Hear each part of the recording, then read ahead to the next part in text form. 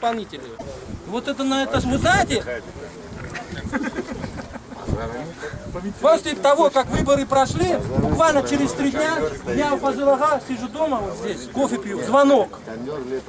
Фазыл, Аликет, Келене автоя вторник, кунита, патас, Кыраджахла, Беринджи поле, не хотели.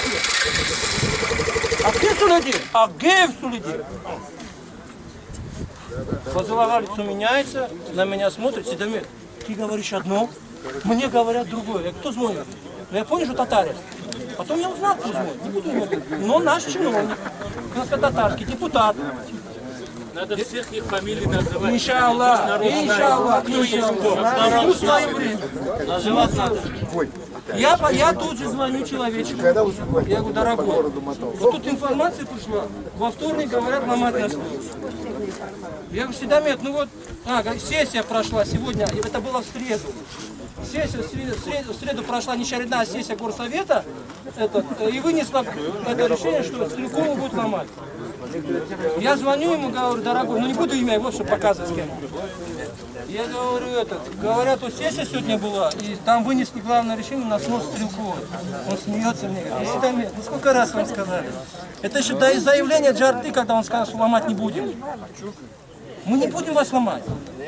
Не будем. Вы народ, что с вами воевать? Но я вам хочу сказать, сессии сегодня не было. Ялан. На завтрашняя сессия, так как я готовил регламент этой сессии, написано организационные вопросы формирования комитетов горсовета. Вопрос о земле вообще не поднимался. Я говорю, Фазылага, слышишь? Я на громкой связи, слышишь? Смотрите, это государственный чиновник, депутат, крымский татарин. Зачем это делать? Для того, чтобы мы вышли на площадь и поругались с Джарты. Вот для чего это делают. Обратите внимание, мы все время сейчас останавливаемся. На площадь нельзя, на площадь нельзя. Почему? Потому что там ребята конкретные пришли к власти. И это будет расцениваться как агрессия. Вот они. Да, и все. Тогда все. Я сказал своим старшим, кто-нибудь из вас выйдет на площадь, я подаю отставку. Все, потому что все, тот маленький переговорный процесс, который сегодня идет, прекратится и все. И тогда действительно надо ждать. Не надо. Нормальная власть, она действительно нормальная. Да, на общем фоне, но они сегодня страну приводят, больную страну в порядок, а иначе никак. Без операции не сделают.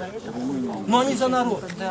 Я народ говорю, я с ними работаю в контакте. Они делают, мы видим их.